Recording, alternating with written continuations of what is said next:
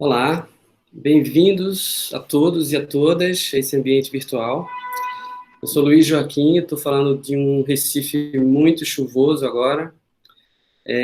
Bom, vamos lá. Ontem foi 10 de julho, dia em que a Associação Brasileira de Críticos de Cinema, a Abracine, ou Abraxine, como alguns querem, completou 9 anos de existência. Para aquele crítico que participa da associação desde a fundação, a sensação é de que foram 9 anos rápidos, né? Pelo menos para mim é assim, né? Mas a ideia desse encontro, mais do que uma celebração, é da gente fazer juntos aqui uma breve revisão das nossas conquistas, das transformações pelas quais a gente precisou, né, e precisa se adaptar, e também sobre os desafios que a gente ainda tem aí para vencer, né? Claro, é também uma oportunidade boa para a gente dar as boas-vindas aos novos associados, que agora já são 122 profissionais em todo o país, né? E, bom, eu integro a Abracine como vice-presidente na atual gestão da diretoria. Chegando gente aqui. A gente tem como presidente a Ivonete Pinto aqui presente para participar dessa conversa. E junto comigo, além da Ivonete, também está o Luiz Zanin Oríquio. A Ivonete está em Porto Alegre, eu estou no Recife. O Luiz Zanin Oríquio está em Santos, São Paulo. O Zanin esteve à frente da Abracine na presidência entre 2011 e 2015. Participa também o Paulo Henrique Silva, que fala de Belo Horizonte. O Paulo Henrique, o PH, sucedeu o Zanin na presidência entre 2015 e 2019. E a gente tem também o Orlando Margarito, que vai falar de São Paulo, da capital, tendo o Orlando atuado como vice-presidente de Paula no mesmo período.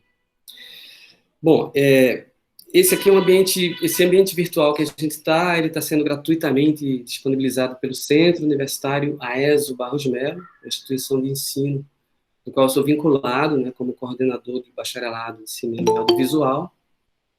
E todo o debate, ele está sendo gravado e, posteriormente, ele vai ser disponibilizado no canal da Abracine no YouTube. Eu vou estar aqui, mediando esse bate-papo, né, e desde já eu reforço um pedido a todo mundo, né, para que vocês mantenham a câmera e o microfone desativados, para não interferir na fala dos participantes aqui. É claro que a gente vai ter um momento de interação ao final da fala de todos, a gente abre esse espaço para questões, perguntas, elogios de vocês, né, e as perguntas podem ser dirigidas num chat que tem aqui na parte superior da tela, um balãozinho. Né, e eu vou administrando daqui a entrada dos comentários e das perguntas. Tá? É isso para começar. E agora eu convido a Ivonete para dar as boas-vindas aqui, a gente dá início a esse bate-papo. Ivonete, por favor, é com você. Entrei. Estou acompanhando aqui, cada vez que entra uma pessoa dá um barulhinho, né, então não tem como a gente ver. Super feliz de estar fazendo essa ação na Abracine, nesse momento em que talvez a gente já estivesse preparando uma assembleia presencial, talvez em Gramado, talvez em outro festival, mas é um momento que a gente normalmente começa a organizar uma assembleia, né, presencial, e não sendo possível, a gente está conseguindo fazer esse encontro aqui, tendo, então, como motivo, né, os 9 anos da Abracine. Na verdade, eu considero 10 porque eu estou há 10 anos envolvida com a Abracine, a Neuzinha, não vi se a Neuzinha entrou ali, mas algumas pessoas, a gente formou uma comissão um ano antes de criar a Abracine, fizemos uma reunião, me lembro muito bem, lá no restaurante do hotel do Festival de Brasília, e ali a gente deu o start, então, para organizar, porque nenhuma associação, nenhuma entidade formal, né, nasce do nada, de simplesmente fazer uma assembleia. Então, a gente já fez a primeira assembleia valendo, no dia 10 de julho de 2011, lá no Festival de Paulínia, né, saudoso Festival de Paulínia, e já fez, claro, essa assembleia com estatutos, com toda uma organização que vinha de um ano anterior. Então para mim e para mais 2 ou 3 pessoas, são 10 anos, né? Mas oficialmente, então, de fato, são 9 anos, e a gente, até acho que comentei ali no e-mail, né, da lista da associação, talvez a gente use esse modelo aqui como um modelo possível para a gente comemorar os 10 anos, no ano que vem, uma coisa maior, talvez, e a gente dominando melhor, inclusive, as tecnologias e tal. Mas antes de eu começar a falar, né, o que eu gostaria de falar, e os comentários que a gente vai fazer em cima da recente pesquisa que a gente fez na Abracine, e eu vejo ali pelas pessoas, são 20 e poucas pessoas que estão aqui na sala, poucas não são da Abracine, então essa conversa ela vai ter muito um cunho assim de familiar, né, porque a gente vai estar conversando com as pessoas da Abracine, então algumas questões são realmente mais inerentes à Abracine, mas de qualquer forma, essas pessoas que estão entrando aqui, que não são da Abracine, elas estão entrando porque têm um interesse genuíno em cinema e em crítica de cinema, né? Então, a gente entende que todos os assuntos, na verdade, que a gente vai tratar, são de interesse de todo mundo que está aqui. Bom, mas, então, eu gostaria de, até por uma questão cronológica e tal, a gente começar com o Zanin, que foi o primeiro presidente, e o Zanin faz a fala dele, e assim, já, né, registrando alguma coisa que eu sempre que tenho oportunidade falo, que a gestão do Zanin, na pessoa do Zanin como presidente, foi fundamental, assim, para a gente ter alicerçado a Abracine. Foi uma decisão estratégica colocar uma pessoa, convencer uma pessoa, né, no caso, convencer o Zanin a ser o primeiro presidente, porque ele era a pessoa conhecida, ele era alguém que escrevia já há muitos anos um jornal conhecido, e naquele momento ninguém sabia, evidente, quem era a Abracine, era simplesmente mais uma sigla, né, por aí, uma sigla que até hoje pode confundir algumas pessoas, acharem que a Abracine é uma entidade de produção de filmes, né, de audiovisual, então o Zanin foi super importante para a abertura de portas, né, que a gente precisava junto ao mercado, né, distribuidores, assessores de imprensa, exibidores, organizadores de festivais de cinema, né, porque a gente foi entrando nesses lugares, né, e assim, sem ter que explicar muito o que é a Abracine, era o Zanin que fazia esse meio de campo, uma espécie até de relações públicas. Acho que o Zanin teve esse papel estratégico. Então, o Zanin sempre, né, falo disso, foi um orgulho ter sido a vice-presidente, né, junto contigo nesse período, né, de 4 anos, foram 2 mais 2, e por isso até eu acho que eu tenho o tempo duplo aqui, né, eu tenho como vice-presidente e como presidente eu posso falar mais um pouquinho, mas, não, eu estou brincando, não vou me estender muito, mas depois quando a gente entrar no assunto das pesquisas e das ações que a gente está querendo anunciar hoje aqui, então eu acho que daí eu vou falar mais um pouquinho. Então, Zanin, contigo, vou desligar meu microfone. Tá? E eu estou aqui ligando o meu. Oi. Só um comentário rápido. Na medida que você for falando e resgatando o período que você teve à frente, eu pretendo colocar umas fotografias da época em que a gente, enfim, lançou a Abracine. Ok, perfeito, então. Tá ok. Primeiro, eu queria dar boa noite a todo mundo que está participando dessa live, colegas antigos e mais recentes da Abracine. Um grande beijo para vocês todos. Bom, depois dessa apresentação minha que a Ivonete fez, eu quase que me sinto dispensado, né? Do tamanho a generosidade da nossa querida atual presidente em relação à minha pessoa, no momento de fundação da Abracine.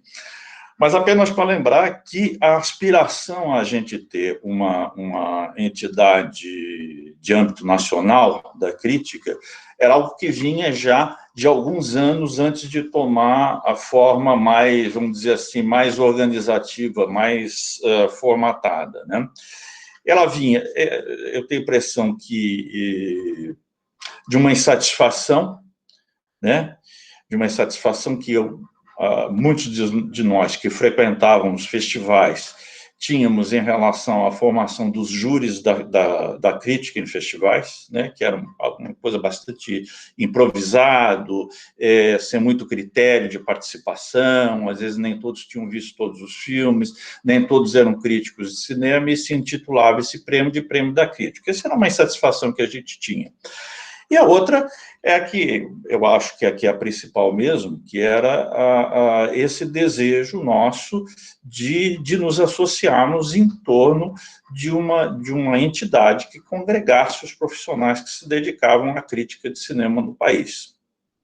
Eu devo dizer para vocês que isso aí realmente só foi possível, essa conversa continuada, em termos dos encontros presenciais que a gente tinha no circuito de festivais brasileiros. Era um grupo, assim, basicamente, de jornalistas, a maior parte de jornalistas, que cobriam os festivais, se encontravam e, no bate-papo, expressavam esse desejo de formar uma instituição de âmbito nacional.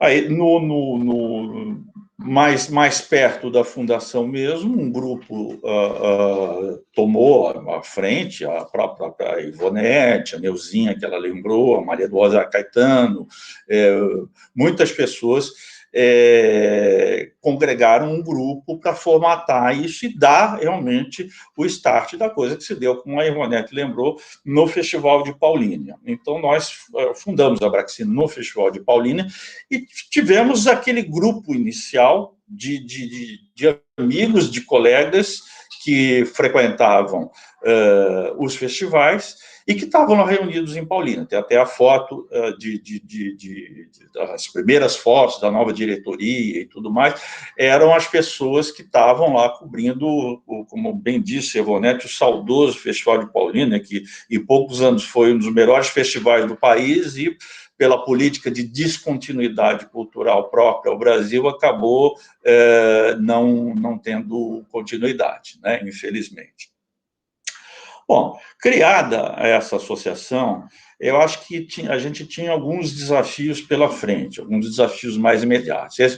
A foto que está aparecendo exatamente é a foto da primeira diretoria, das pessoas que estavam lá em Paulínia e que integraram, quase todas elas, o nosso primeiro núcleo, né? Eu vejo aí pessoas queridas que, inclusive, já não estão entre a gente, né? O Cid Nader, o João Sampaio, queridos colegas, saudosos colegas, né? O Christian Petermann lá atrás, queridos colegas que já se foram e que participaram da fundação da nossa associação e durante muitos anos estiveram participando dela. Enfim, acho que, fundada a associação, acho que a gente tinha alguns desafios pela frente. O primeiro desafio é ampliar esse grupo, trazer para a entidade pessoas críticos notáveis, profissionais maravilhosos, e que não estavam nesse ato de fundação. Então, coube a nós fazer esses convites, como a Ivonete bem colocou, para uma associação que ninguém conhecia, porque era uma associação novíssima, fresquíssima, cheirando a tinta, como se diz, né? E, então, realmente, aí a gente tinha que apresentar a associação e tentar trazer essas pessoas. E acho que nós fomos muito felizes em trazer grandes nomes que não estavam aí. Por exemplo, acho que o Inácio Araújo não estava, um crítico assim, bastante conhecido no país, né? Grandes intelectuais do cinema, grandes ensaístas do cinema, como Jean-Claude Bernardet e Ismael Xavier, também aderiram na primeira hora à Abraxine. Então, ela foi incorporando com esses convites, né? Ela foi tomando um corpo maior do que aquele núcleo inicial. A segunda coisa que a gente tinha era expandir o conhecimento do que era a Abraxine pelo resto do país. Eu acho que, nesse ponto, a questão dos festivais de cinema foi absolutamente estratégica, né? A gente começou a tentar organizar os júris na maior parte dos mais importantes festivais, e aí houve realmente um trabalho mesmo de convencimento com os diretores de festivais e tudo mais, de que o prêmio da crítica ficasse sob a nossa responsabilidade. Houve algumas resistências, realmente houve resistências, inclusive de pessoas que não entendiam o que era o momento de se fundar uma entidade nacional.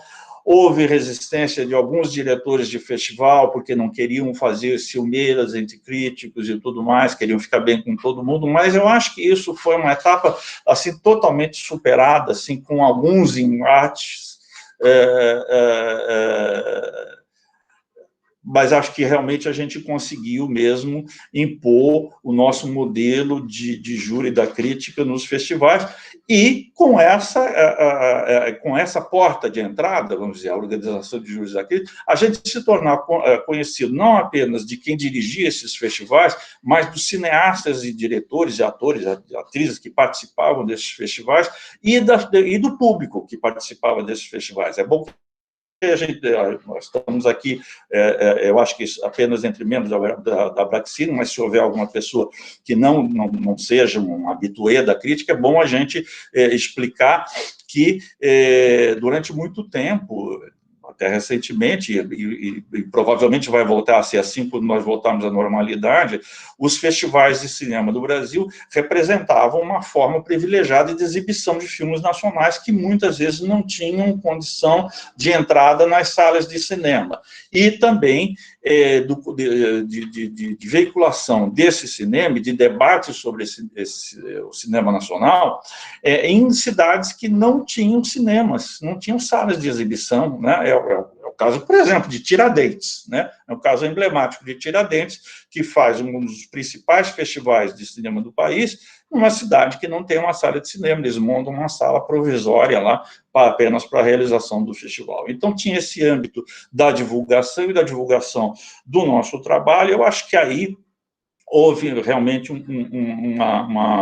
um trabalho nosso, assim, de conjunto dessa primeira diretoria, aí realmente muito eficaz no sentido de tornar a Abraxine não apenas conhecida, mas crível, como uma entidade séria, como uma entidade gerenciada e composta por gente profissionalmente da melhor qualidade. Eu acho que esse é o ponto da credibilidade da Abraxine. Eu acho que foi fundado desde o começo e se mantém até agora. Eu acho que é um ponto absolutamente incontornável e vital. Um outro aspecto que a gente tinha que fazer, rapidamente tem que falar, no sentido da institucionalização legal da Abraxine, que implicava registrá-la em cartório, fazer toda aquela burocracia, e quem conhece a burocracia brasileira sabe dos percalços disso, então cabe uma menção especial ao então primeiro secretário, que era o João Nunes, que é o cara que se incumbiu de fazer isso aí, que enfrentou cartórios bravamente. Eu o acompanhei uma ou outra vez, mas esse foi um trabalho assim que recaiu muito nas costas do João. Então é bom a gente sempre lembrar também dessa parte, que é a parte menos glamourosa da coisa, mas é uma parte essencial para que ela tenha uma figura jurídica consolidada, né? O que nos possibilitou estarmos onde estamos e sermos já membros da FIPRESS e tudo mais. Tudo isso dependia dessa consolidação jurídica da nossa entidade, que foi um trabalho que iniciou no primeiro momento do primeiro mandato. Nós começamos a cuidar dessa história, porque era absolutamente fundamental, né?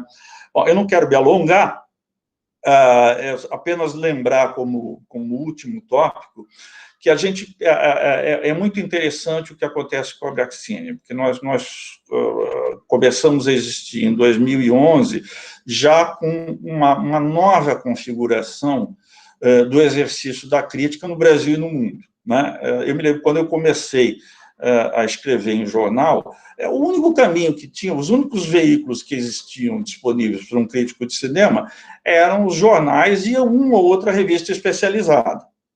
Isso mudou radicalmente, já tinha mudado na época de fundação da Abraxine, mas depois da nossa fundação se aprofundou, que foi o surgimento da crítica na internet, né? E que acompanhou, é como dois pratos de uma balança, um desceu e o outro subiu. O espaço da crítica nos veículos tradicionais foi diminuindo, quando não extinto, né? E o espaço da crítica na internet foi se multiplicando, assim, de forma exponencial. E hoje nós estamos exatamente nessa situação. Quer dizer, existem ainda a crítica de jornal, existe, mas de uma maneira, perdão, uma maneira residual, né? A gente ainda tenta, nós ainda que estamos no jornalismo escrito, ainda tentamos defender essa crítica, mas ela é uma crítica que conta cada vez menos com cada vez menos espaço, cada vez menos interesse por parte de quem comanda os jornais, e nós temos essa proliferação enorme na internet, que, por um lado, a dialética das coisas é muito interessante, né? Que, por um lado, é muito bem-vinda, porque democratiza o exercício da crítica, que antes era restrito a pouquíssimos profissionais, e, por outro lado, nos deixa diante de uma proliferação, de uma enormidade de discursos sobre a crítica que existem na internet, sobre o qual nós não sabemos ainda nos posicionar. Então, esse é o presente muito interessante para se ter uma entidade de crítica cinematográfica. Você viver num meio de grande e rápida mutação, nos suportes de exercício da crítica, e, ao mesmo tempo, tentar sacar qual é o grau de relevância dos novos veículos. A gente sabe, por exemplo, que muitos sites têm enorme influência, mas quais sites que têm maior influência que outros? Como isso pode ser medido? Como isso contribui não apenas para chamar a atenção de determinados filmes, mas no que eu acho que é a parte mais nobre da nossa missão, vamos dizer assim, não tão pomposo, mas assim, do teor da nossa profissão como crítico, que é aumentar o patamar de reflexão sobre o cinema através de um ato crítico. Nós podemos dizer que o que é esse ato crítico? É um ato de escrita? É um ato de escrita, mas pode ser, por exemplo, falado por um youtuber. Há uma crítica que é feita oralmente, pode ser. Há uma crítica que é feita em blog. Quem são as pessoas que são influenciadas por essa crítica que é feita em blog? Como é que você diferencia uma coisa da outra? Como você tenta se movimentar nessa rede armada de discursos críticos que proliferam cada vez mais? Eu acho que esse é um grande desafio da nossa entidade, né? E eu acho que, pelas pessoas que acompanham, pelas pessoas que estão dirigindo e pela qualidade dos nossos associados, está com condições plenas de se situar diante desse admirável mundo novo da crítica. Então, por enquanto, é isso. Zani, muito obrigado. Além do retrospecto aí, jogando um monte de indagações difíceis de equalizar, mas é isso que a gente gosta. Vou pedir para você... Bom, já desligou, né, o microfone. E agora eu abro aqui para o Paulo Henrique Silva, por favor. Boa noite, gente. Muito prazer de participar do início dessas comemorações Só mudar aqui a tela. Ok. Do início das comemorações dos 10 anos da Abraxine. Eu acompanho desde o início, na diretoria mesmo. Na gestão do Zanin, eu fui por 2 vezes, né? Entre 2011 e 2015, o tesoureiro, né? O homem da mala preta, o homem do dinheiro. Isso foi muito importante, ter acompanhado esse trabalho de perto, esse trabalho de formação da entidade, para que né, quando eu assumi como presidente em 2015, né, já tinha uma ideia de todo o trabalho que foi feito e do que a gente podia fazer também, né. O Zanin fez um excepcional trabalho de consolidação, né, da entidade. Quando ela passou para mim como presidente, já era uma associação que já era conhecida, né, já estava presente nos principais festivais do país, em torno de 8, 10 festivais, né, no Sul, no Sudeste, no Nordeste, enfim. Então, coube a mim, né, fazer esse trabalho de continuidade. E uma coisa que de início assim, me preocupava muito, né, eu sou jornalista, né, trabalho no jornal aqui em Belo Horizonte, era perceber que os espaços, né, dos jornais, das revistas, enfim, para a crítica de cinema estavam diminuindo bastante. E nos sites também a gente percebia que havia uma abertura, mas muitos sites de cinema eles não tinham uma continuidade, tinham uma vida curta, com raras exceções. Era uma coisa que me preocupava bastante, porque a gente tinha, né, a gente está falando de 2015, um quadro excelente, né, de críticos, enfim, mas que não podiam dar vazão, né, a esse trabalho. Muitas vezes, pedido de editores, né, dos chefes dos cadernos, que preferiam dar destaque para filmes mais conhecidos, blockbuster. Então, alguns filmes que a gente considerava importante destacar, que precisava se debruçar mais sobre eles, infelizmente não estava tendo também um espaço adequado, e isso culminou nesse processo com a transformação mesmo dos cadernos culturais, no que são hoje, né? Eles estão em busca de clique, de like, infelizmente, né? Aquele papel que a gente tinha antes de lançar luz, né, sobre alguns aspectos da cultura, né, ter esse trabalho de formação, de chamar a atenção para um filme que estava entrando em cartaz, que ele poderia passar batido se não fosse uma crítica, um trabalho de observação nosso, né? Infelizmente isso foi se diluindo, né, foi acabando. E com isso a diminuição, né, do próprio espaço da reflexão de cinema em todos os veículos, de forma geral no Brasil. E aí eu tive a ideia de lançar, né, os livros, de dar vazão a essas críticas para publicações da Bracine. E eu tive muita sorte, né, parece que foi um golpe do destino aí, que as coisas fluíram muito rapidamente. Eu consegui uma editora aqui em Belo Horizonte que ficou prontamente interessada a letramento, conseguimos o apoio do Canal Brasil imediato, e assim que eu tomei posse, né, já começamos a dar início a esse trabalho, né, literário, com a coleção 100 Melhores Filmes. Não sei se muitos aqui devem conhecer, a maioria aqui presente na sala é da própria Bracine, já teve a oportunidade de participar de vários, né, desses livros.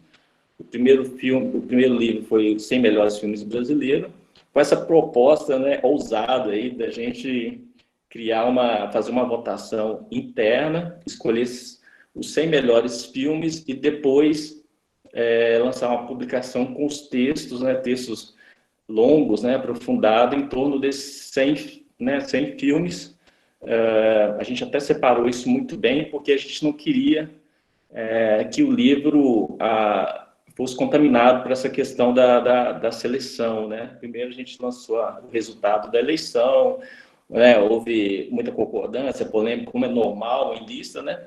Mas essa questão da lista realmente é uma coisa que chama atenção. A editora fez muita questão, né, de ter essa ordem, né, do primeiro ao 100. A gente tanto não fazia muita diferença, mas é uma coisa que já vem editorialmente lá atrás, né? Vinha dando certo, né? Os 1000 livros para ler antes de morrer, algumas coisas assim desse gênero, né? Então tinha uma proposta aí comercial nesse sentido, topamos, né? O livro foi muito comentado, vou até mostrar, vocês devem conhecer, né? Esse livro aqui, 100 Melhores Filmes Brasileiros, capa dura, né, uma edição de luxo, todo colorido, textos, né, excelentes, muito bom. Deu tão certo, né, que inicialmente era para ser um teste, né, um primeiro livro, e aí desembocou mesmo nessa coleção. Esse primeiro livro foi lançado no ano seguinte, né, em 2016, no Festival de Gramado. Continuamos com a parceria com a editora Letramento, a parceria do Canal Brasil, que foi fundamental para a gente, né? E em 2017 lançamos o livro de documentários, né? Documentário brasileiro 100 filmes essenciais, que foi lançado na Mostra de Cinema de São Paulo. E esses dois livros juntos chamaram bastante atenção, e uma associação, a Associação Brasileira de Cinema de Animação, queria um livro para animação. Na verdade, a gente ia fazer um livro de curtas, né? Em seguida o de documentário, parecia ser a ordem para a gente natural, mas a animação brasileira, em 2018, estava comemorando 100 anos, ia ter uma grande celebração, uma grande comemoração no Festival de Annecy, que é o principal festival de animação no mundo, né? Na França.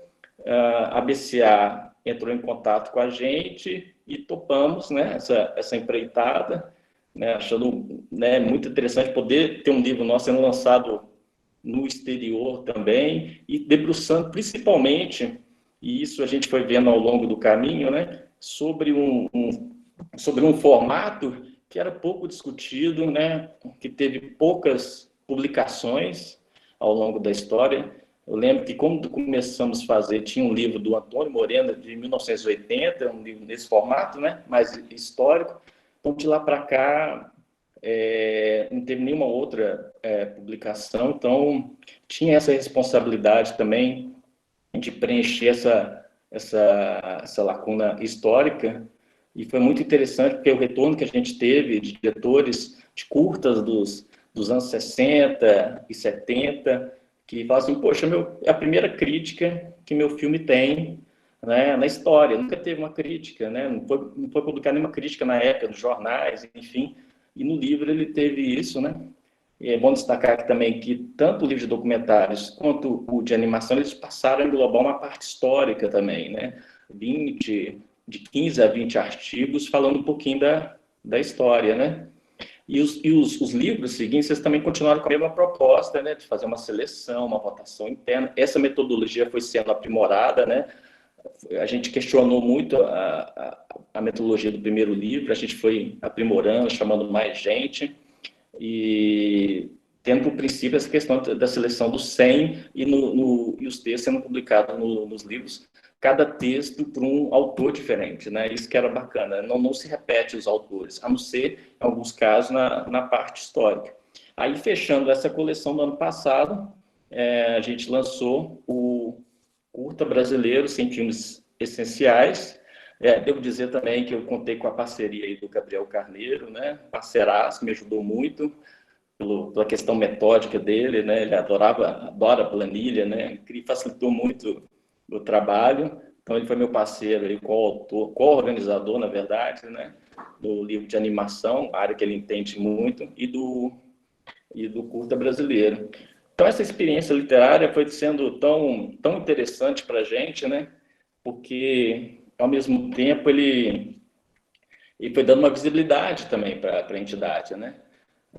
A gente foi lançando em festivais, né? O livro estava circulando, livrarias, matéria em jornal, né? Essa questão dos melhores sempre, né, ganha destaque nos jornais. E isso abriu a possibilidade de a gente abrir mais o leque, né? Não só dentro dessa coleção, como também uma outra coleção surgiu em seguida e foi dedicada aos pensadores de cinema no Brasil, né? Então, em 2017, a gente lançou o primeiro livro, Bernardeu 80, Impacto e Influência do Cinema Brasileiro, né? Organizado pela Ivonete Pinto e pelo Orlando Margarido, que foi lançado pela editora Paco, e no festival É Tudo Verdade, naquele ano. Também nos mesmos moldes, assim, com muita gente participando, né, que era nosso objetivo de não ter um livro escrito por uma pessoa, né, que a gente pudesse absorver o máximo de pessoas, né, da associação, colaboradores, para ter uma pluralidade mesmo, para dar aquilo que eu te falei, né? Aquela vazão de texto, de pensamentos, né? E essa coleção ela teve um desdobramento no ano passado, em 2019, com um livro sobre Ismael Xavier, que é também associado, assim como Bernadette. Ismael Xavier é um pensador do cinema brasileiro, lançado, né, pela editora Sesc, com a organização de Ivonete Pinto, Humberto Pereira Silva e Fátima Leila Nardelli. Foi lançado, acho que foi lançado no Festival de Paraty Literário. Depois vocês me corrijam se eu tiver enganado. Eu tenho aqui uma edição muito bonita, né, como toda edição do Sesc, né? Muito legal, assim, a gente folhear aqui, um acabamento, né, excelente. Fico muito feliz com esse trabalho feito com a editora do Sesc. E outros livros estão sendo gestados ainda, né, que começaram em outras gestões e estão sendo dado prosseguimento com a Ivonete, né. Um próximo livro que eu posso anunciar, porque ele está acontecendo, é o sobre Inácio Araújo, que está sendo organizado pelo Sérgio Alpendre e pela Laura Canepa, né. E aí também a gente começou a fazer edições avulsas também. Um deles foi o Trajetória da Crítica de Cinema do Brasil, lançado no ano passado, em julho do ano passado, no seminário muito interessante que aconteceu em Porto Alegre. Agradeço muito à Associação de Críticos do Rio Grande do Sul por ter dado essa oportunidade de a gente lançar, né? Lançar nesse meio tão, né, da crítica, no nosso próprio meio, né? Foi muito enriquecedor ter lançado nesse seminário o Estado da Crítica em Porto Alegre. Esse livro também teve uma proposta ousada aí, porque qual que era a nossa percepção? Que a história da crítica não estava toda contada, né? A gente tinha pequenos recortes aí de formação em locais assim mais conhecidos, como São Paulo, Minas Gerais, com o SEC, enfim, mas não tinha dos outros locais, dos outros estados. Então, foi muito enriquecedor para mim, como organizador também desse livro, né? Esse livro eu ia lançar, não ia lançar dentro da Brascine, era um projeto meu, mas eu quis lançar para a Brascine, porque eu acho que tudo a ver, né? E a maior parte dos colaboradores era associados da Brascine, então eu levei esse livro também para a Brascine. Eu achei fundamental, e foi muito enriquecedor porque a gente passou a conhecer histórias de lugares que a gente, poxa, um pouco sabia, né, que havia uma riqueza tão grande, né, um desenvolvimento tão bonito da crítica de cinema nesses estados, né? E ele foi lançado em Porto Alegre e pela editora Letramento também aqui de Belo Horizonte. O livro avulso seguinte foi Mulheres Atrás da Câmera, lançado no ano passado também. Esse livro já era para ser o segundo, na verdade, era para ser o segundo livro da Brascine, mas é uma pesquisa tão extensa, né, que ele acabou demorando, e acho que valeu a pena, porque o trabalho de organização da Camila, da Luísa Luzwag, a Rony também colaborou muito na feitura desse livro, que foi lançado na Mostra de São Paulo pela Estação Liberdade, né? Assim, foi muito enriquecedor, né? Nele também tem um dicionário incrível, né? Olha o trabalho que foi levantar todas as mulheres que participaram da história do cinema brasileiro, né? Então também foi um trabalho que me orgulha muito, lançado pela Estação Liberdade. E, por fim, a gente lançou um livro também, acabou abrindo uma coleção, era para ser um livro avulso, que ficou tão interessante que resolvemos também abrir uma coleção. Foi lançado no ano passado, em Campinas e na Mostra de São Paulo, que é o Pauline, uma história de cinema, escrito pelo João Nunes, muito pelo olhar dele, de quem acompanhou de perto a história toda, mora ali perto, né, de Paulínia, do lado, em Campinas. Então, ele pôde acompanhar todo o desenvolvimento da criação, da história desse festival, que, como diz o Zanin, como diz a Ivonete, né, foram muito importantes para a história da Brascine. Enfim, foi um festival que era para ser a Cannes brasileira, né, na verdade, tinha essa proposta. Então, o João traz esse olhar, né, de jornalista, olhar muito arguto, irônico às vezes, assim, foi muito interessante o trabalho que ele desenvolveu. Então a gente vai lançar outros livros envolvendo os festivais, sempre com esse olhar, né, do jornalista, de quem cobria, né? Então foram, até o momento, 9 livros, né? Um lançado em 2016, 2 em 2017, um em 2018 e 5 em 2019, né? Acho que a gente fechou bem aí o trabalho da minha gestão, foram 2 anos, fechando com 5 aí. Alguns livros também foram lançados no início da gestão da Ivonete também, né? Que foi fundamental também para a continuidade desse trabalho. 5 deles pela Letramento, 2 pela Paco, um pela editora do Sesc e um pela Estação Liberdade, né? E dentro da minha gestão foi fazer dar continuidade também ao que o Zanin fez tão bem lá no início, né? Estreitar as relações sempre que possível com os festivais de cinema, propondo debates, né, seminários, muitos deles colados aos próprios livros, né, as temáticas dos livros. E eu só tenho a agradecer. Antes desses agradecimentos, eu queria lembrar também que foi a época que a gente conseguiu entrar na FIPRESS. Para mim foi muito importante. Mérito também da Ivonete, aí, que fez essa ponte lá com o Klaus, né, da FIPRESS, a Federação Internacional de Críticos de Cinema. Foi fundamental, porque havia uma dificuldade inicial, porque a FIPRESS já tinha uma entidade brasileira afiliada a ela, que era a Associação do Rio, né?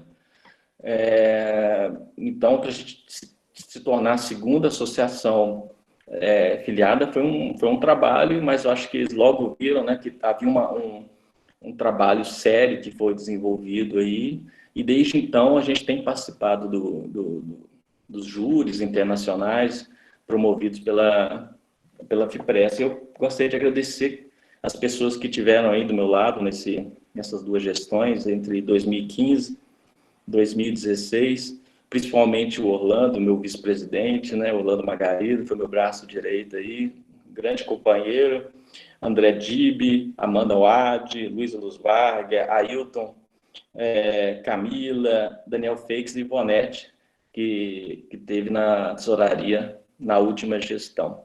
Acho que é isso, gente. Fico aí disponível para perguntas e muito feliz de estar acompanhando essa história, vendo essa continuidade com o trabalho da Ivonete, que ela, né, tá dando a marca dela aí também. Ela vai anunciar novidades, né? Então ela está pondo a sua marca aí. Parabéns para essa gestão, pelo trabalho que tem feito, e vamos continuar em frente. Eu acho que tem muita coisa ainda para ser feita nessa área nossa. Muito obrigado. Paulo, a gente que agradece. A Fátima Marley colocou aqui no chat, né, que o Frodon levou Trajetória da Crítica para a França, e eu acho que a gente nem consegue dimensionar o alcance desses livros, né? É um legado valiosíssimo aí que a gente começou e a gente não quer parar. Inclusive já está rolando aqui no chat outras ideias para outros livros. Vamos em frente. Já que você falou enfim, na FIPRESS, né? Vamos trazer o Orlando também, para ele dar algumas palavras aí sobre o período que ele teve à frente como vice-presidente. Orlando, por favor. E, gente, só um aviso, né? Vamos manter o microfone e a câmera desligados, desativados. Ao final, a gente interage com todo mundo, tá bom? Orlando, por favor. Ok. Estão me ouvindo? Boa noite a todas, todos, colegas e eventuais convidados interessados. Bom, acho que a minha parte aqui é a mais econômica, porque acho que toda a história foi bem sintetizada pelo Zanin, pelo Paulo. Na gestão do Paulo como vice-presidente, o meu encargo era os júris, né? Tanto os júris nacionais, que o Zanin delineou aí já como eles iniciaram, a consolidação, né, todo o trabalho em torno disso, e com a entrada nossa na FIPRESS também os júris internacionais, né. Nos júris nacionais, eu acho que houve apenas pequenos ajustes, né, da nossa integração com os festivais, né? Especialmente uma era procurar, dentro do que era possível do orçamento dos festivais, levar associados de todo o país que não eram convidados como habitualmente como imprensa, né, pelos festivais, enfim, por várias razões, mas a ideia era sempre contar com uma indicação da própria Abracine para contar com formatar esse júri, né, em cada festival. Nisso nós somos muitas vezes felizes, outras vezes não, porque, como eu disse, dependia muito do orçamento de cada evento. Nesse período mais recente, nós chegamos a ter em 10 festivais, né, júris em 10 festivais nacionais, incluindo aí o que a gente consideraria os mais emblemáticos, né, Gramado, Brasília, o É Tudo Verdade em São Paulo, tão querido, tão concorrido dentro da associação, enfim, conseguimos ali sempre fazer o possível para acolher os associados também que não estavam na cidade de sede do festival e também não eram convidados como imprensa, né? Eu acho que, lembrando um pouco dentro do que o Paulo falou dos livros, que também convidavam, né, colaboradores, pessoas acadêmicos, enfim, pessoas que não necessariamente eram associados à Abracine, os nossos júris também contavam com esses convidados na medida do possível, que eles aceitavam e que era possível, dentro da agenda deles, se prestar a assistir os filmes, enfim, participar o quanto era necessário dentro de um júri, né? Então, nós tivemos também com essa possibilidade de alargar o contato, né, dos nossos associados com acadêmicos locais, né? A questão da FIPRESS, ela já fugiu um pouco dessa dinâmica que nós poderíamos dirigir, digamos assim, totalmente, né, com os festivais, porque, obviamente, ela passa por um filtro muito maior, já que o festival reúne críticos do mundo todo, né? Então, nós mandávamos os nossos nomes interessados em formar os júris nos festivais internacionais, e há perto de 200, né, festivais que hoje recebem um júri da FIPRESS, incluindo pequenos, às vezes de representação muito específica de um país, e os grandes, né? O caso de Berlim, Veneza e Cannes, né? Que acabavam sempre atraindo muitos interessados, né? Como é de se esperar, né? Com isso, nós conseguimos ter a participação, acho que bem reconhecida, bem significativa até hoje, né? Nós começamos a integrar a FIPRESS em outubro de 2016, pelo menos perto de 12 júris até hoje, né? Que contaram com nomes nossos. Então, acho que foi é sempre uma experiência muito rica, né?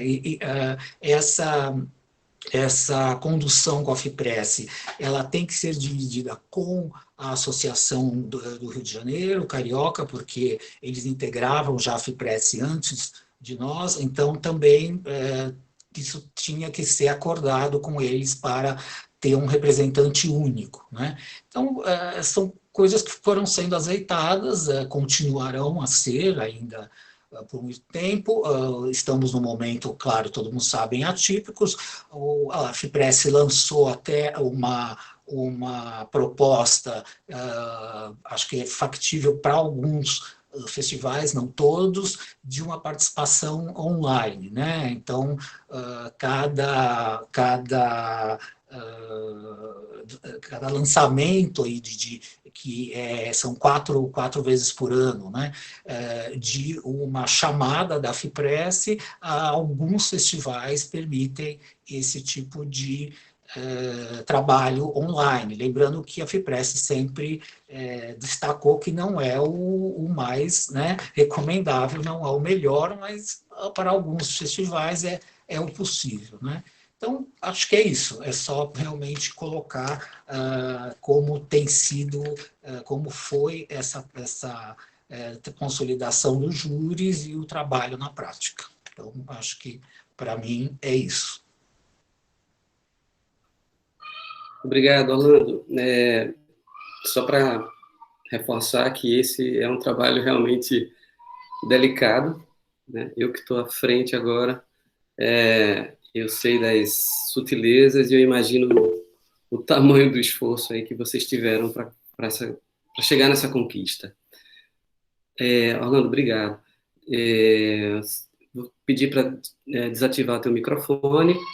E agora eu chamo a Ivonete, por favor, Ivonete, para a sua fala. Entrei. Assim, gente, eu acho que eu estou gripando.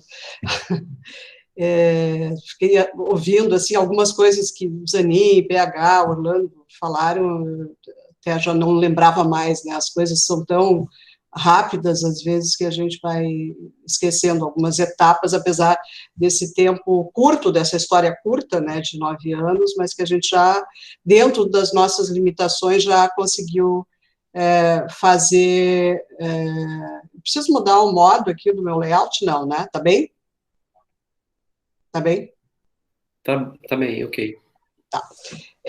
Mas, assim, quem é da Brasília, quem tu já conhece bem essa configuração de diretorias, né, quem esteve à frente da Brasília nesses anos, mas quem chegou agora talvez não conheça tão bem, quem é de fora e está nos vendo, nos ouvindo agora, já pode perceber, até pela apresentação que o Joaquim fez, né, dizendo que uma pessoa está em Pernambuco, outra está em Porto Alegre, a outra está em Santos, a outra em São Paulo, a outra em Minas, né, em Belo Horizonte. Então, a gente conseguiu, né, nessas diretorias, ter pelo menos uma leve variedade regional, né. E, com isso, eu queria introduzir um assunto, né, que são as nossas metas. Então, a nossa meta primeira, no início da gestão lá do Zanin, era fundamental que a gente, de fato, fosse buscar associados e associadas em vários estados. Não adianta querer chamar de entidade nacional, né, associação brasileira, se a gente vai se contentar com críticos só do Centro-Sul, né, o velho eixo. Até se vocês forem observar, tu consegue botar aquela foto de novo da formação da Brasília ali? Eu mostro a minha, mas é a foto que está todo mundo. Eu coloco, Ivonete, segue falando que eu vou colocar. Essa foto, ela é bem ilustrativa, assim, ela traz algumas informações. A maior parte das pessoas que está ali são ainda, né, do Centro-Sul, então a nossa primeira meta foi buscar outros estados. Eu vou mostrar um gráfico também falando disso. É uma coisa assim, gráfico, planilha, isso é uma coisa muito chata para a live, né? Mas a gente precisa, nesse momento de reflexão, de balanço, a gente precisa mostrar alguns números e pensar em cima desses números. Então, me reportando, né, a essa primeira foto, a gente vê ali pessoas, né, de várias de alguns estados diferentes, eu vejo Bahia, Minas e tal, mas tem um Centro-Sul aqui que predomina. E tem uma outra coisa que, evidentemente, chama atenção hoje, mas confesso, na época, eu até podia notar, mas eu não era uma preocupação na época, é o fato de que tem 19 homens aqui, eu convivo muito com essa foto, porque eu tenho ela aqui num porta-retratos, aqui na minha sala, e aí tem 19 homens e 4 mulheres. Então, opa, tem alguma coisa de errado aí, né? Então, eu queria que o Joaquim voltasse agora lá para os arquivos dele, não das fotos, mas do PowerPoint, e talvez esse primeiro aqui, um que está em... Não adianta eu abrir aqui, Nath, tem que abrir ali. É a pesquisa Bracini. Eu vou colocar. Tá. Que aí a gente vai comentando, porque aí tem um percentual de mulheres, e que foi, digamos, uma segunda meta, se a gente for resumir, né, essas nossas preocupações e tudo que a gente fez em cima dessas preocupações. Então, aqui, passa aí para o primeiro, tá, essa aqui é uma pesquisa feita agora, quentinha, a última pesquisa tinha sido feita há quase 2 anos, e ela tinha outras perguntas, era outra preocupação e tal, e essa pesquisa aqui, ela atualiza alguns dados que para nós hoje são mais importantes do que seriam anos atrás. Então, essa ideia, inclusive, é do Joaquim, e o Joaquim, inclusive, teve a preocupação de acertar na forma até de perguntar algumas coisas, né, na forma de apresentar algumas opções. Eu acho que saiu de prumo aí, Joaquim. Espera um pouquinho. Tá.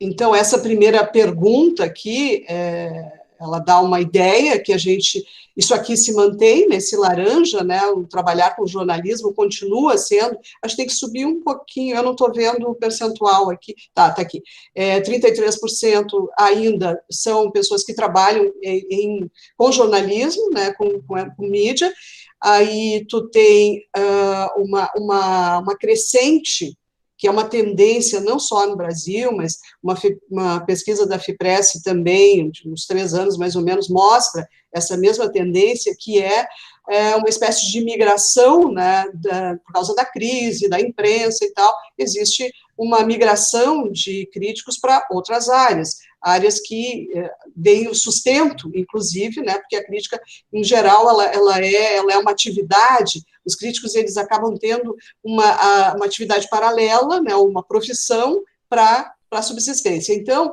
a vida acadêmica que leva à docência, ela é uma atividade que vem crescendo muito na Bracini, não só na Bracini, mas esse dado aqui realmente chama atenção.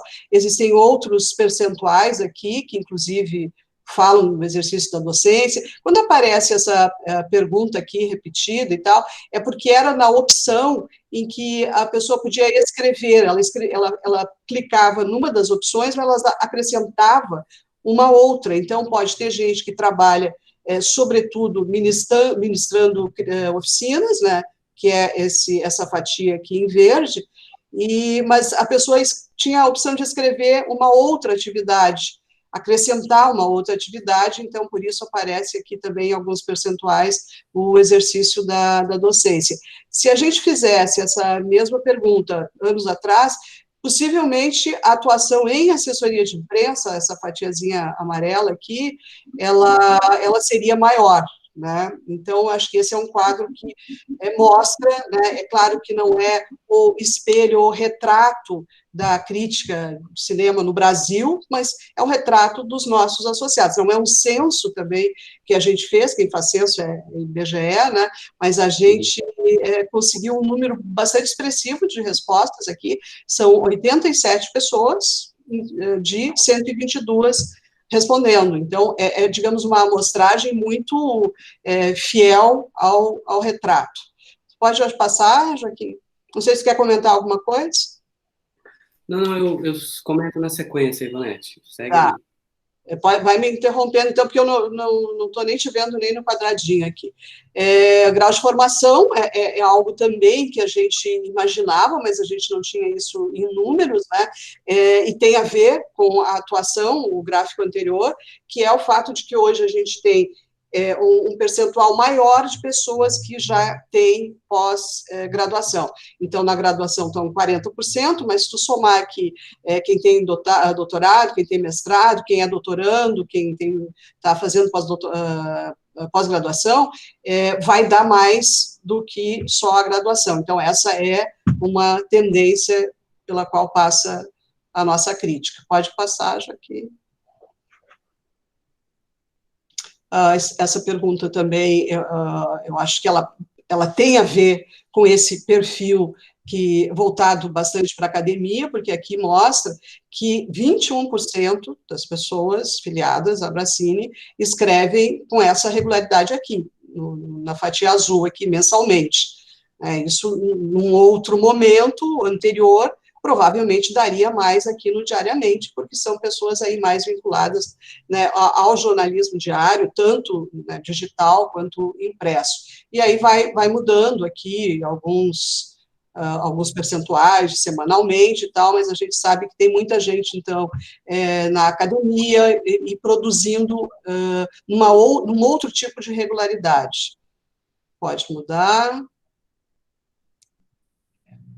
Aqui, bom, essa é uma pergunta que tem a ver direto, então, com a pandemia, porque a gente quis saber exatamente o impacto da pandemia. Então, se a pessoa foi afetada, sim ou não, era só responder assim. Então, deu que 72% não foi, não perdeu a sua fonte de renda nos últimos 3 meses, e 27% sim. Aí a pessoa pensa, não, mas então não foi tanta gente assim. Não, na verdade, existe um contingente de associados maior aqui, nessa fatia azul, porque muitas pessoas perderam as suas fontes de renda antes da pandemia já.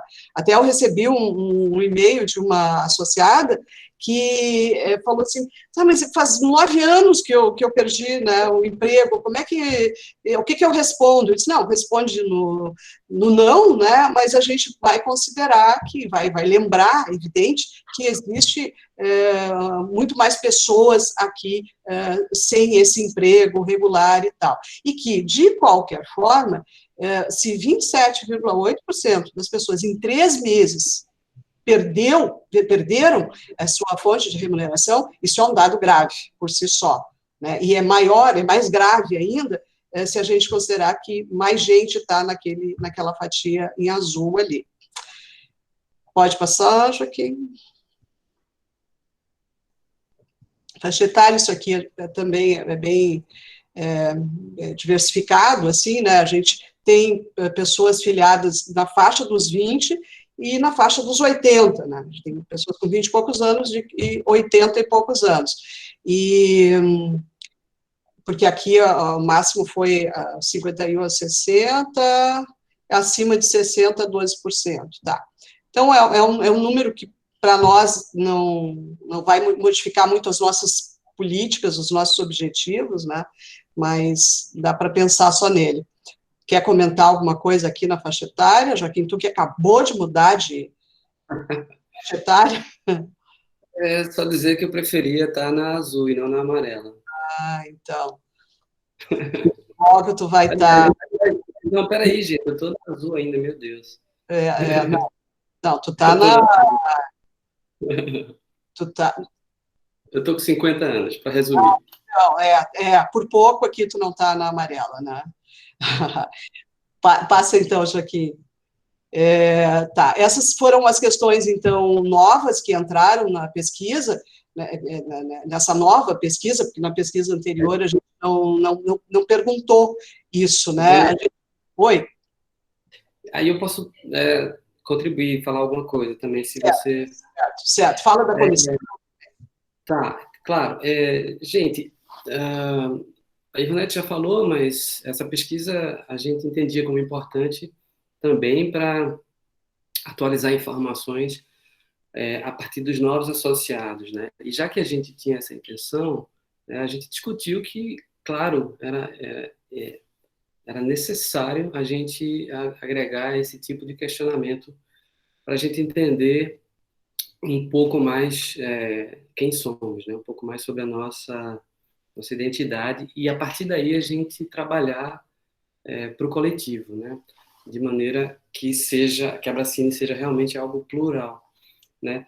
Considerando que são perguntas, tanto essa quanto a próxima, são perguntas delicadas, todo mundo entende isso, né? Eu sou apenas um aprendiz em questões de gênero, em particular, um ávido aprendiz, e senti a necessidade de pedir ajuda de algumas pessoas da Bracine que gentilmente colaboraram aí na formação do questionário.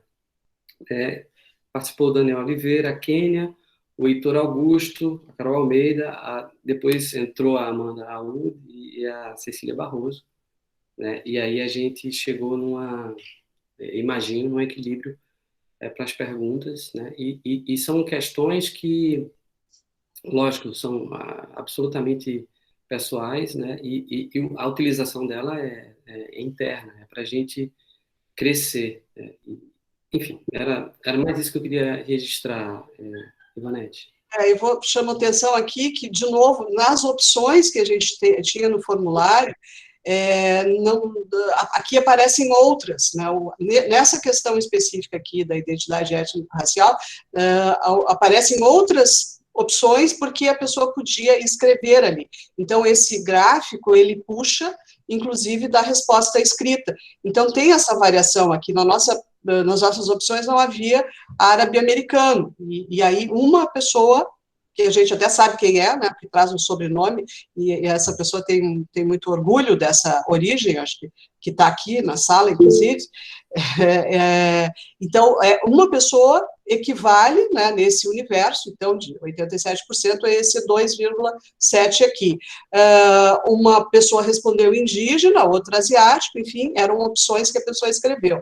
E aí a gente tem um laranja aqui, esperado, né, porque a gente conhece, né, os nossos associados, a gente sabe que a Bracine é uma entidade majoritariamente branca, como, né, todas as entidades aí que a gente conhece que já tem um tempo, as entidades ligadas ao cinema, então que isso é um problema e que a gente precisa pensar a respeito e agir a respeito, né? Por isso também a pesquisa nos ajuda. Agora, a mim, pelo menos, não sei qual é a leitura do Joaquim, mas a mim surpreendeu um pouco, porque a gente tem uma imagem muito ligada a fenótipo, né? Quando a gente fala assim, eu conheço pessoas negras e tal, mas, né, a gente, na verdade, não sabe quem todos à nossa volta que podem se identificar como negros, né? Porque tem mãe ou tem pai, enfim, essa é uma questão que a política de cotas das universidades, que formam comissões, né, para decidir se aquela pessoa é negra ou não, né, e aí isso é em cima de fenótipo, e é bastante complicado isso. Então, a gente tem aqui algumas pessoas que estão se identificando como pretas e que no fenótipo, pelas características e tal, tu diria que não. Mas então a gente está com esse percentual aqui, que é baixo, mas que a mim me surpreende, eu achava que era ainda menor, e a gente tem, então, um número de pessoas pardas que também é um número expressivo, enfim, mas que tem muito a ver com essa auto-identidade, né, como a pessoa se vê também. Então, a gente precisa, sem dúvida, fazer alguma coisa em relação a essa grande fatia laranja aqui, né, para poder um dia afirmar que a Bracine é uma entidade de fato representativa lá naquele quesito, primeiro, né, naquela meta que eu falava lá do início, em relação à desregionalização, de a gente ter que estar no maior número possível de estados, né, e para dizer que ela é plural, né, no sentido étnico-racial, a gente vai ter que fazer ações em relação a essa fatia aqui, para ela não ser tão grande. Daqui a pouco eu vou falar, então, de algumas coisas que a gente está pensando. Eu acho que tu pode passar para o segundo. Esse item aqui, Volta lá naquele. Aqui. Porque esse aqui tem 2 gráficos para mostrar as respostas dessa questão, porque tem esse aqui que é um formato que possibilita ter todas as opções, e aquele anterior da pizza, não sei por que raios, não permitia todas as opções. Mas então, olhando aqui, só, né, pela a quantidade do azul aqui, nas colunas, a gente já percebe como as pessoas se identificam quanto ao gênero, né? Lembrando que a gente tinha as opções baseadas, então, nessa consultoria, né, feita com um grupo de pessoas da Bracine, mas, mesmo assim, aparecem respostas, né, opções escritas, que não estavam contempladas no nosso formulário, mas a pessoa escreveu. Ela escrevendo, o gráfico puxa como resposta. Então, está aqui, alguém se identificou mulher feminino, alguém se identificou como homem, porque não quis, né, nenhuma daquelas opções, e tem também aqui, prefiro não responder, e simplesmente não respondido. O gráfico, ele mostra isso também. Volta no anterior, Joaquim, que daí ele está o formato de pizza, que aqui, então, está nesses 3 aqui, embora todas essas outras cores aqui, elas signifiquem, então, outras respostas, mas a gente tem esse número, né, de mulher cisgênero aqui e homem cisgênero aqui, nesses percentuais. Eu já vou voltar a falar um pouquinho mais disso. Pode passar, Joaquim. Aqui, de novo, é um outro tipo de gráfico, é um outro tipo de pergunta, né? Tu tem mais opções, e aqui, quando a pessoa pulou aqui, né, não respondido, e prefiro não responder, ela escreveu, né, isso. Então, a gente tem esse... Pode passar o outro, Joaquim, que eu acho que daí vem os percentuais, aqui nessa laranja, né, tem a maior parte, 64,8%, pessoas cuja orientação, então, gay é 17%, lésbica, não respondido e tal. Isso aqui somado, então, dá os 100%. Então, essa é, hoje, o quadro da diversidade, né, em relação à orientação sexual que a gente tem na Bracine. Esse aqui é o último desse PowerPoint? Eu acho que sim, exatamente. Tá. Então, vai para aquele outro arquivo, tu quer comentar alguma coisa aqui? Não, eu acho que a gente pode ir para o outro. Vai para o outro arquivo, porque o outro ele é, então, mais específico de uma segunda meta, simplificando um pouco, né, essa cronologia de metas. Mas a gente identificou, claro, de cara, que havia um déficit absurdo em relação à participação das mulheres, né? Ali mostra claramente na foto como é que foi a nossa fundação, e aí passou a ser, assim, um item de... Primeiro que a gente precisa pensar a respeito, a gente precisa se conscientizar que isso é um problema, e muitas vezes essa conscientização, ela vem de fora, ela não vem nem da Bracine. No meu caso específico, na minha atuação como professora numa universidade pública, eu tenho, essa ficha vai caindo, né, mais rapidamente, porque a gente tem, numa universidade pública, a política de cotas, que já veio lá desde Fernando Henrique, foi Fernando Henrique que criou, né, não adianta a gente, goste ou não goste de Fernando Henrique, foi, né, dele essa ideia de... Eu estava até revendo, assim, algumas coisas por conta dos últimos episódios aqui no Rio Grande do Sul, mas o Fernando Henrique, digamos, ele tinha uma sensibilidade um pouco maior em relação a isso, porque a tese de doutorado dele foi em cima desse assunto, e a pesquisa dele veio aqui ao Rio Grande do Sul, ele trata dos quilombos que havia aqui no Rio Grande do Sul e tal, então isso acho que explica um pouco o fato dele ter sido o criador de cotas, das cotas raciais, né, para as universidades públicas em 2003, acho que foi uma das últimas coisas que o Fernando Henrique fez, mas aí entrou o Lula, e, de fato, é ali que começa a implementação disso, o desenvolvimento disso, e torna as cotas realmente algo possível, porque sem políticas públicas mais amplas, sem o ProUni, que é, então, o sistema que permite as bolsas, né, através do ProUni, que o governo distribui as bolsas, sem isso, não haveria política de cotas alguma que funcionasse, porque a gente sabe que a questão racial ela está vinculada à questão econômica, à vulnerabilidade social. Então, eu tive vários exemplos, eu acho até que tem algum aluno meu aqui na sala, se quiser se manifestar, mas, de fato, a gente vem acompanhando ao longo dos anos que não basta entrar por uma cota, né, para ficar na universidade, os alunos precisam bolsas. Isso eu estou falando pontualmente porque está ligado a uma ação que a gente vai implementar daqui a pouco. Mas em relação às mulheres, né, então, voltando aqui para os nossos gráficos, a gente percebeu logo de cara que havia, né, essa deficiência, esse problema, essa distorção mesmo, né, porque a gente sentia, intuía que havia muitas mulheres escrevendo, mas onde é que elas estavam? Por que também elas não pediam, solicitavam ingresso na Bracine, né? Porque a gente sempre teve um número muito maior de homens brancos pedindo esse ingresso.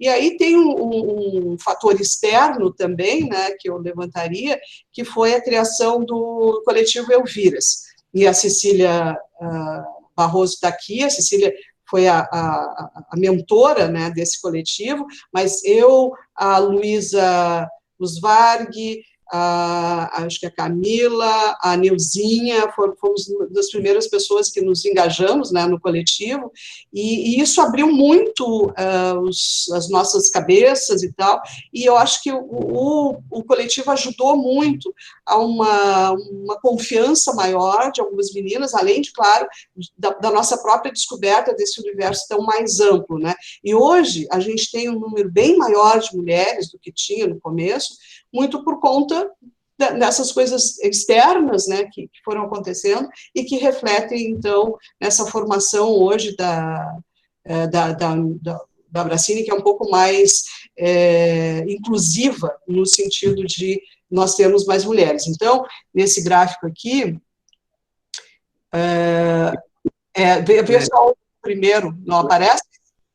Desculpa, não, é que ele deu uma travada aqui. Eu vou fechar e abrir novamente, tentar fechar e abrir novamente. Eu aqui só para...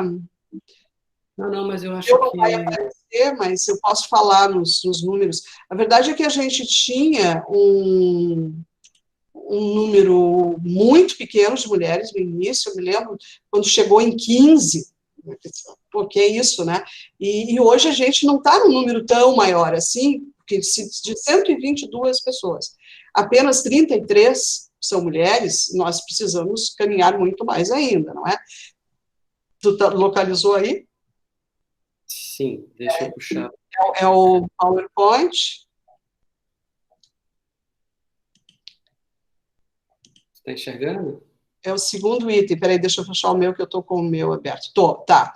Então, essa fatia aqui, né, azul, 33 para 89, é ainda, né, um pouco distorcido, mas a gente está no caminho certo. Acho que essa é a celebração a fazer, né, a gente está conseguindo fazer isso. Inclusive, nessa última gestão, a gente teve 2 janelas, né, uma no ano passado e uma ainda esse ano, e vai ter mais uma esse ano, que são, em princípio, 2 janelas por ano.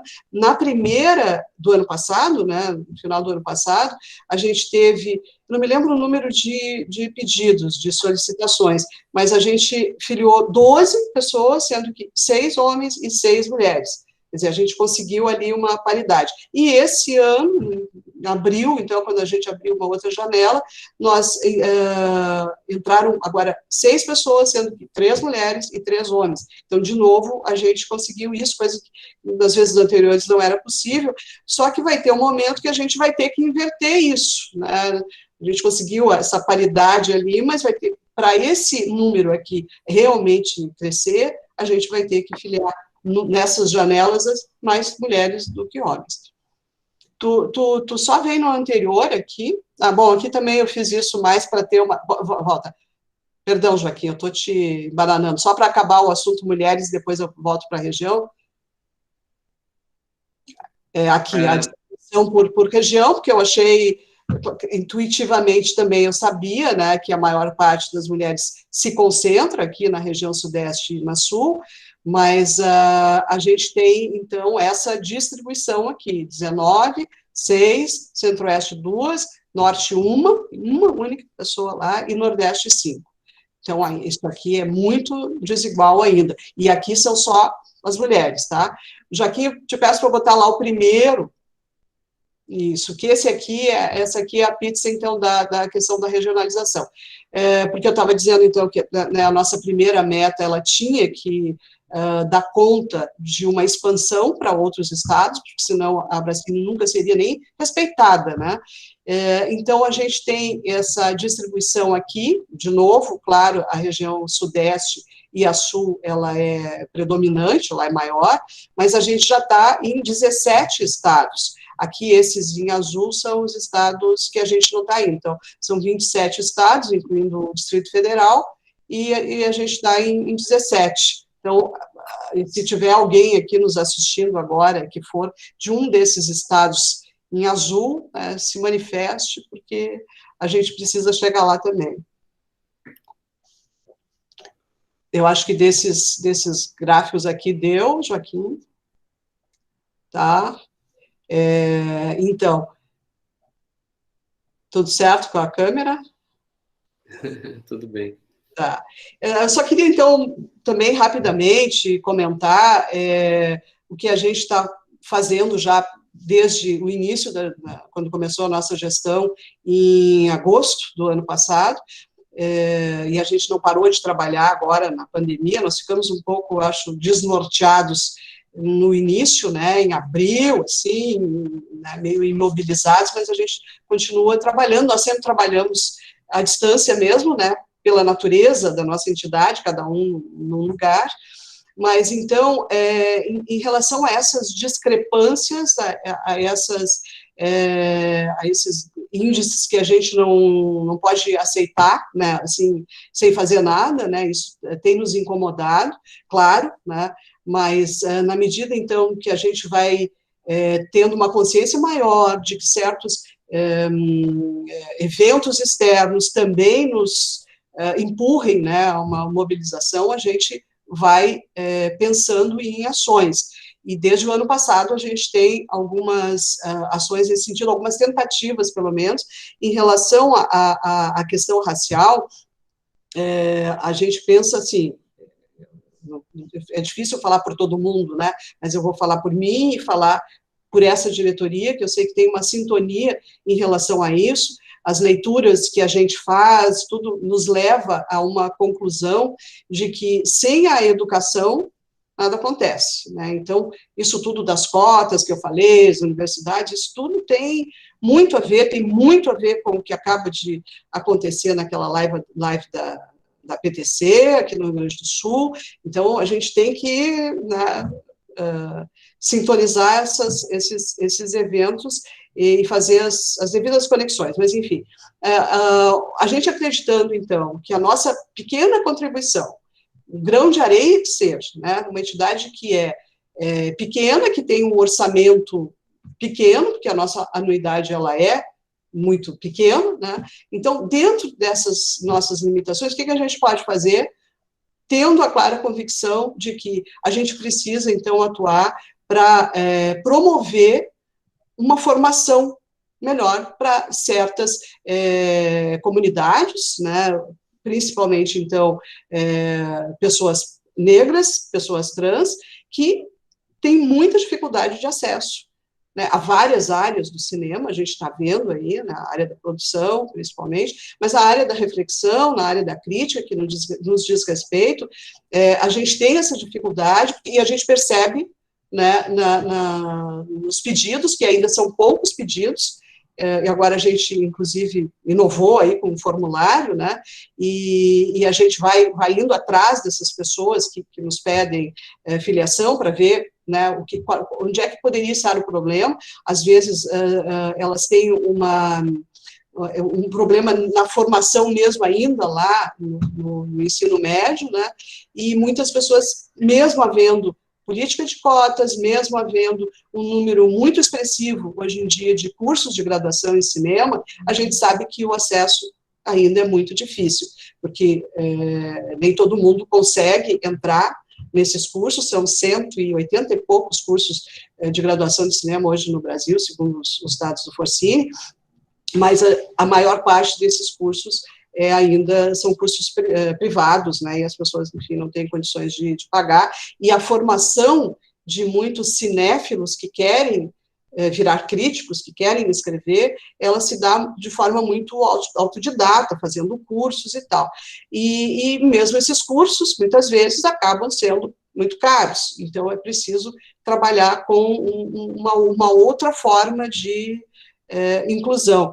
Então, a gente vem amadurecendo, né, essas ideias. No ano passado, a Fátima Lei, o Orlando Margarito e eu estivemos fazendo reunião no SPCine com a Laís Bodansky para tentar fazer uma parceria e tal. A gente conversou, já estava formatando uma participação em cursos de inclusão, porque o SPCine tem muitas metas nesse sentido, e acabou não dando certo por questões burocráticas e tal, mas a gente não desiste, né, dessa ideia, dessa convicção, e esse ano, então, surgiu uma outra oportunidade, e a gente vai lançar amanhã, falo agora mais especificamente para os membros da Bracine, a gente vai lançar amanhã na lista os detalhes, né, dessa ação, mas posso anunciar aqui que a gente vai promover um curso de cinema inclusivo, né, que é com o Pedro Butcher. Na verdade,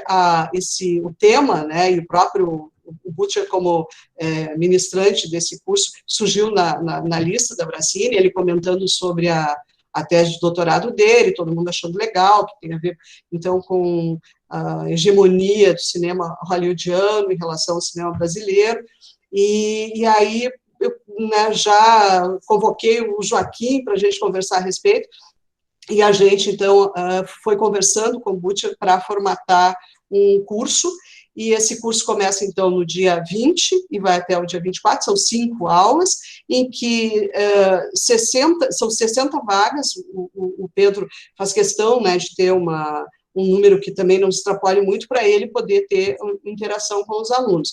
Então, a gente definiu que vão ser 40 vagas para os associados da Bracine, um curso gratuito, repito, e 20 vagas, então, reservadas para pessoas negras e para pessoas trans. E a gente está tentando, então, fazer um mailing, né, estou pedindo ajuda para algumas pessoas que eu conheço.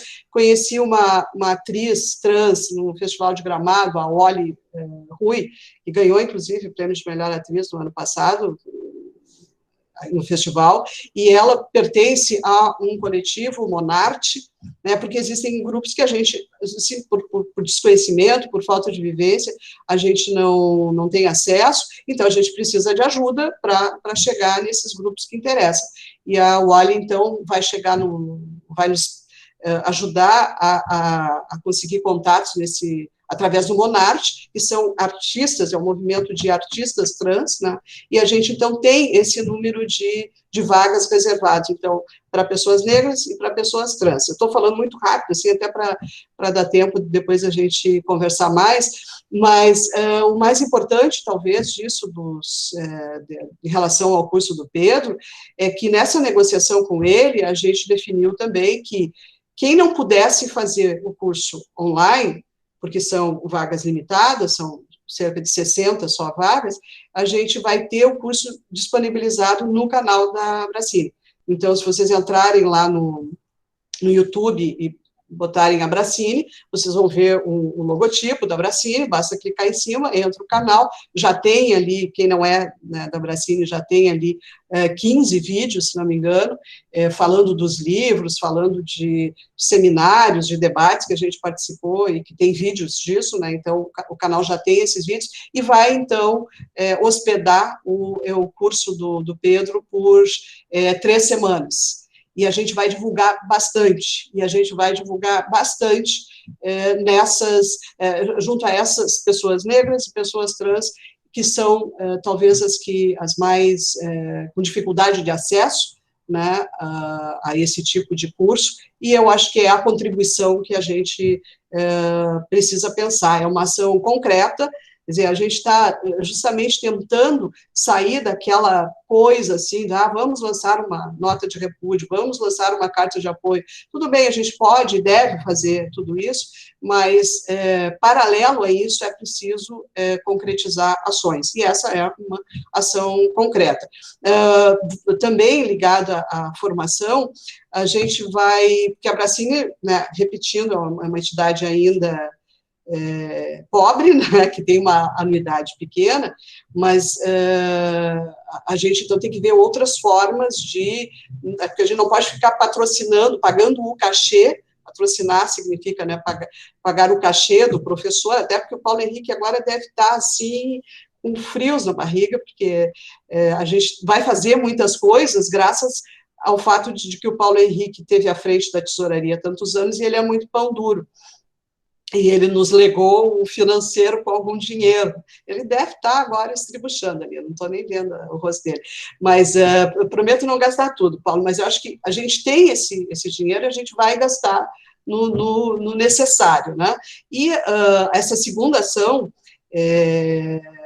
ela tem a ver, então, né, com curso de novo, só que aí a gente vai entrar a gente vai dar bolsa, a gente não vai patrocinar o curso, mas a gente vai dar bolsa. Já posso anunciar, porque esse acerto já está feito com a Kênia Freitas, eu não vi se a Kênia entrou aqui, se ela entrou, até ela pode escrever no chat ali como é que vai ser esse curso, enfim, e o curso da Kênia provavelmente vai ser em setembro, e aí a gente vai ter também uma reserva, né, de bolsas, né, para esses públicos, então, que a gente tem interesse de inserção. Então, a gente vai atuar também com algumas bolsas assim. E uma terceira atividade, que também já vem sendo gestada desde o ano passado, e que só agora a gente pode anunciar, porque tem coisas que são mais emperradas, que demoram mais, mas que ela tem a ver diretamente com essa ideia de colaborar, de fazer diferença para a formação das pessoas, que são as traduções.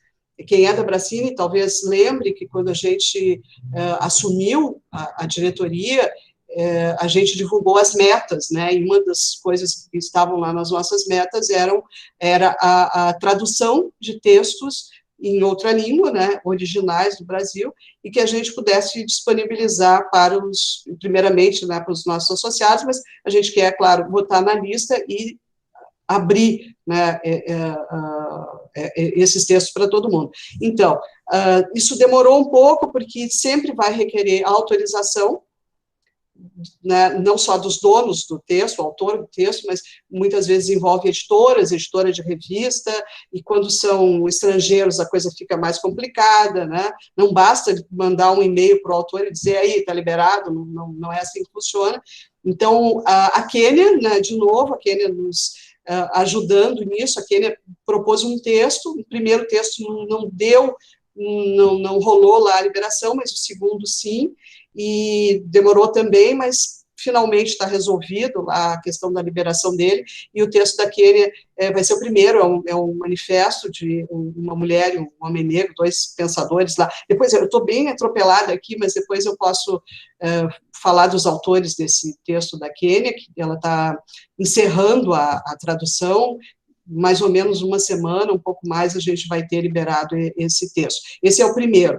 O segundo é um texto meu, que eu resolvi fazer, assim, porque estava demorando e tal, para o da Kênia ser resolvido, eu resolvi começar e E aí, nesse eu já tenho a liberação, é um texto de um jornalista francês sobre a Chantal Akerman. É um capítulo de um livro que saiu, e ele liberou, né, liberar significa também não pagar, né, os direitos autorais por uma tradução, até porque eu não traduzi o livro todo, eu traduzi um capítulo só, então por isso foi mais fácil. E lembrando também, eu acho que eu não falei disso, que a gente vai remunerar as pessoas que vão traduzir, exceto as pessoas que são da diretoria. Evidentemente, ninguém, nem da diretoria, nem do conselho, nesse momento, né, vai receber cachê. Mas as pessoas da Bracine, então, de fora, vão receber. É um cachê que não é simbólico, mas é um valor de mercado.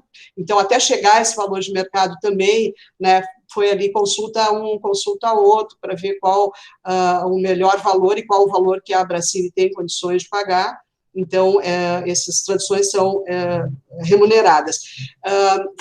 Dessa primeira etapa, então, o primeiro texto da Kênia, o segundo o meu, está pronto já, e o terceiro, um que me deu muita felicidade essa semana, porque veio a autorização do autor do texto, e o Renato, eu acho que está aqui, Renato está aqui, só se ele saiu, Renato Cabral, que é um associado novo, né, entrou nessa última janela aqui, e o Renato pensou em traduzir o David Bordwell, gente que é do cinema, assim, da teoria, né, tem o David Bordwell, né, um lugar muito, né, quer dizer, é um cara que tem muitos livros, é pesquisador, é professor, é crítico de cinema, tem uma produção incrível, fundamental, inclusive, para quem estuda as narrativas clássicas e tal, e para nossa surpresa, o David Bordwell liberou sem pré-condição alguma, simplesmente disse,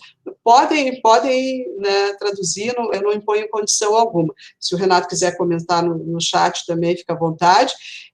Para chegar no David Bordwell também não foi assim, né, o Ismail nos ajudou a conseguir e-mail de um, e-mail de outro, enfim, e eu confesso que eu estava um pouco cética, assim, achei, não vai nem responder, né, porque é muito comum, eu já tentei contato aí com umas pessoas, uns figurões aí, que sequer respondem, né, mas o David Bordwell não só respondeu, como disse que né, liberava sem nenhuma pré-condição. Então, a gente tem essas ações, né, de curso, começando com o do Pedro Butcher, agora no dia 20, na divulgação vai ter o link para preencher o formulário, e mesmo que a pessoa, então, não seja contemplada naquelas 60 vagas lá, então o curso do Pedro vai ficar disponível no canal da Bracine no YouTube. E depois as oficinas, a gente vai gerenciando as bolsas que a gente pretende dar.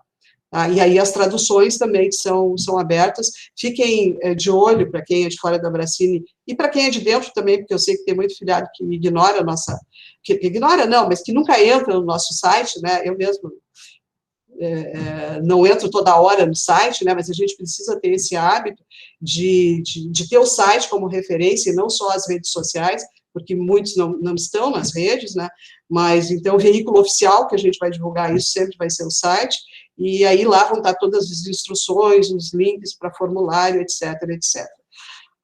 Falei muito rápido, né, mas quanto tempo? Não, foi bom, Ivonete. Tá. Deixa eu só... O Zanin, aqui no chat, ele sugeriu que o Pedro Butcher, caso queira, né, dê uma palhinha sobre o curso.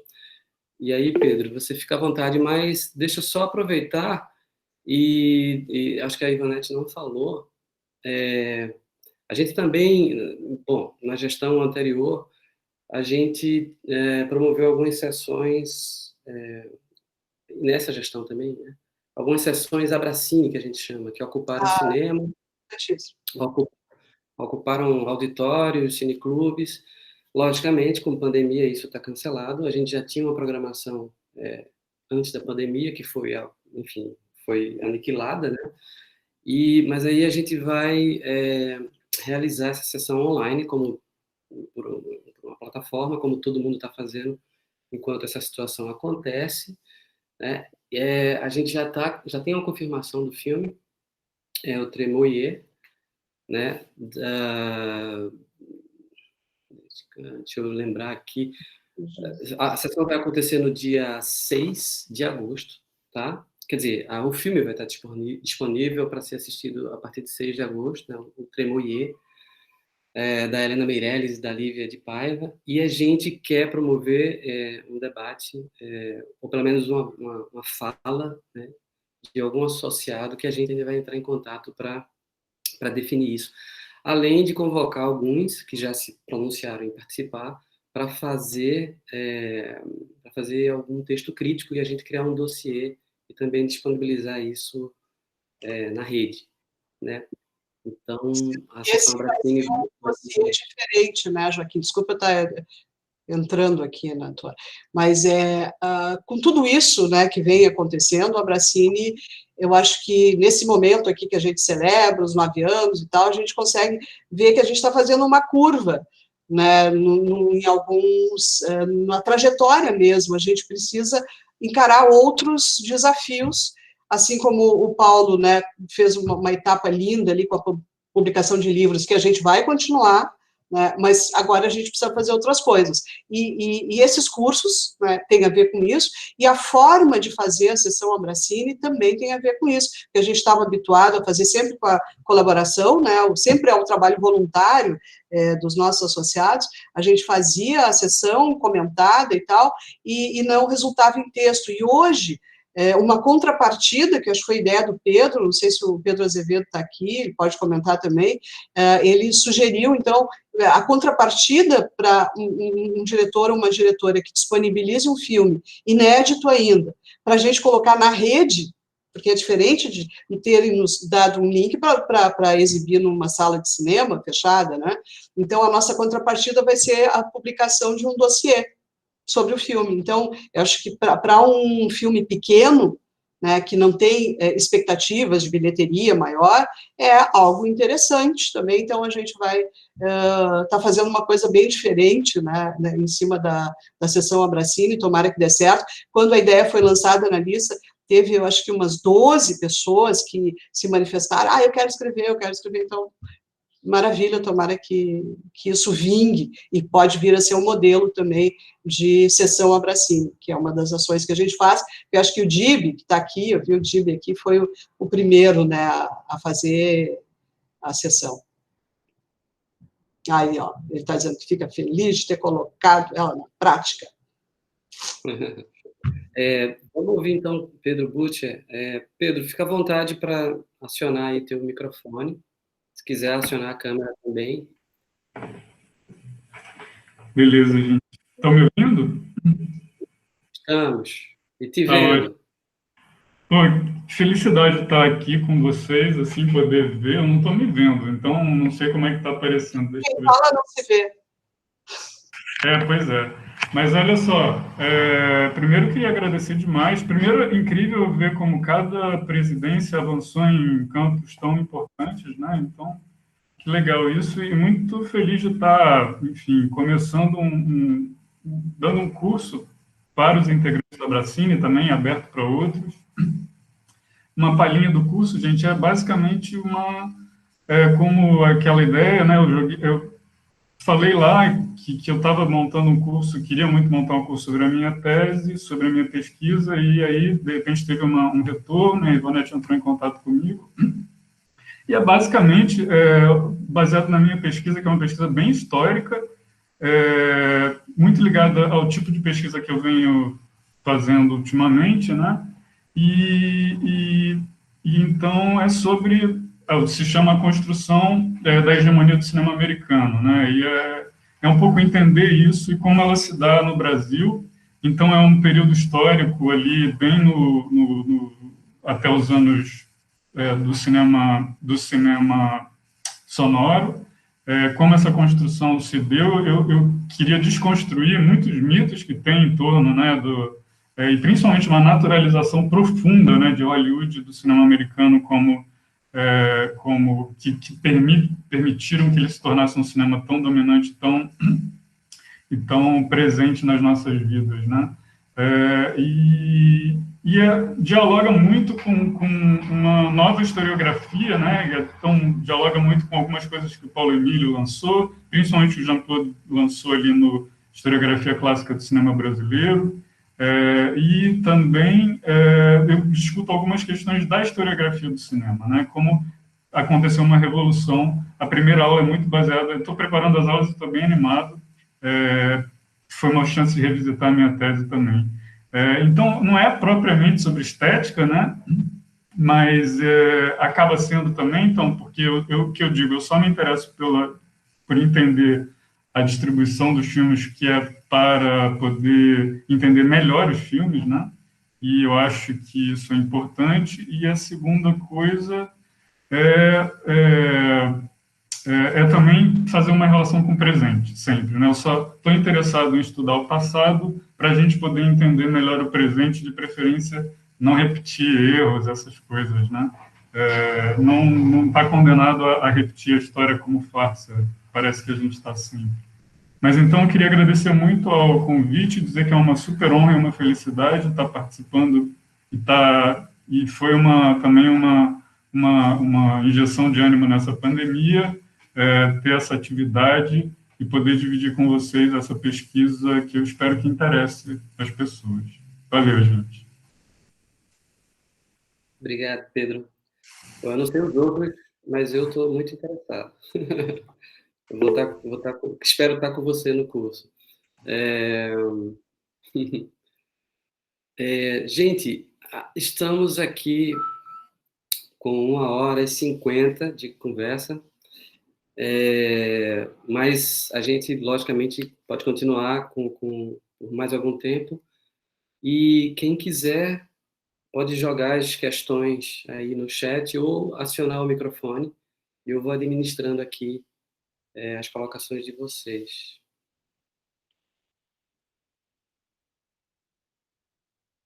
Vocês estão me ouvindo?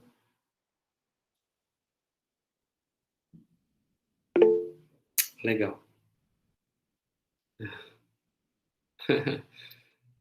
Normal, Pedro. Esse frio faz parte e é bom também. Você sabe. Deixa eu ver aqui.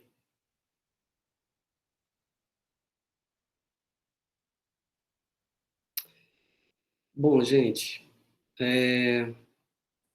não sei se é o caso de encerrar. Alguém quer comentar alguma coisa? Ivonete, que falou. Eu queria fazer só que a gente, claro que acaba esquecendo de citar pessoas, de citar, inclusive, ações que a gente se envolveu e tal, mas queria fazer um registro aqui de uma pessoa que foi também, junto com o Zanin, muito fundamental no início da Bracine, e agora, uma pessoa que está sempre muito envolvida, uma pessoa que nunca quis fazer parte da diretoria, porque ela tem o papel dela, é uma pessoa que inunda a lista de e-mails diariamente.